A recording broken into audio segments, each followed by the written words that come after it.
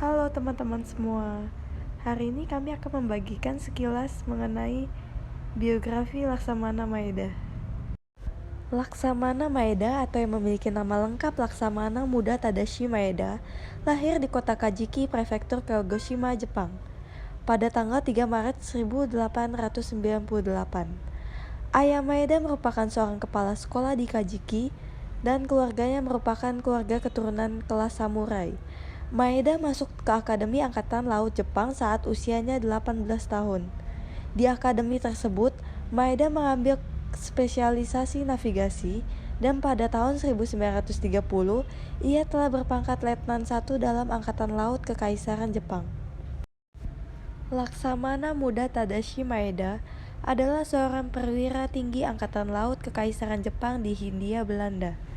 Selama Jepang menduduki Indonesia, ia menjabat sebagai Kepala Penghubung Angkatan Laut dan Angkatan Darat Tentara Kekaisaran Jepang.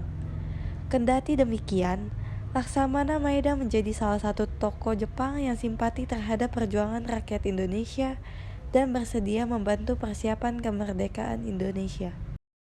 Peran Laksamana Maeda dalam kemerdekaan Indonesia. Ikut mencari Soekarno-Hatta. Pada 16 Agustus 1945 diselenggarakan sidang PPKI. Seharusnya Soekarno-Hatta ikut hadir dalam sidang tersebut, tetapi mereka tidak datang.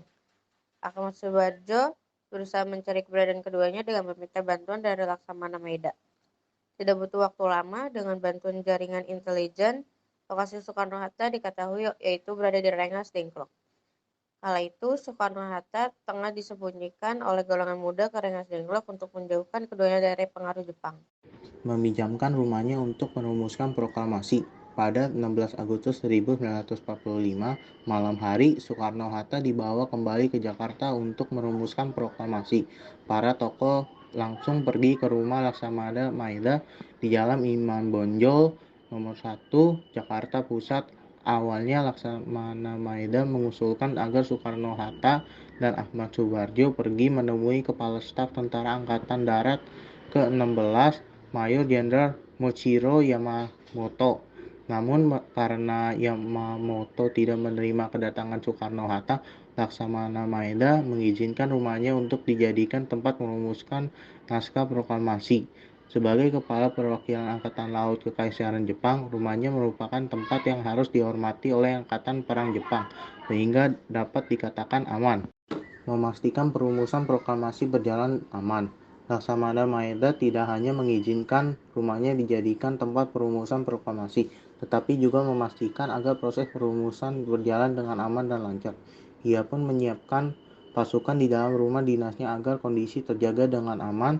Alasan Laksamana Maeda membantu Indonesia adalah karena ia memiliki hubungan baik dengan Soekarno dan tokoh proklamasi lainnya.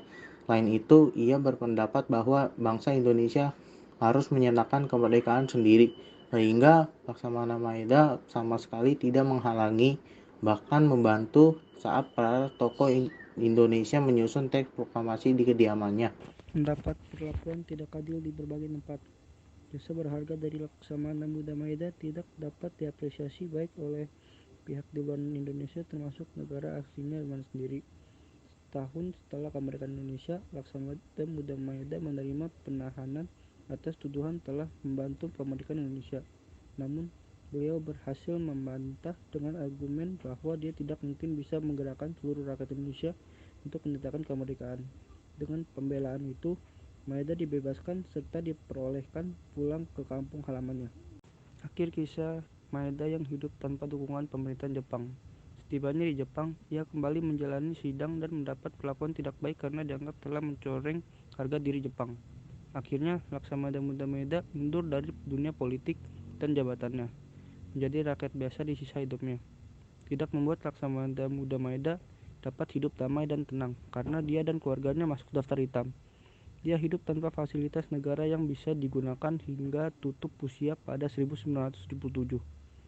Namun, Jaksa Laksamana Muda Maeda yang memiliki peran besar atas terwujudnya proklamasi kemerdekaan NKRI itu akan selalu terkenang bagi rakyat Indonesia. Laksamana Muda Maeda menghembuskan nafas terakhirnya pada 13 Desember 1977 ketika usianya menginjak 79 tahun. Thank you.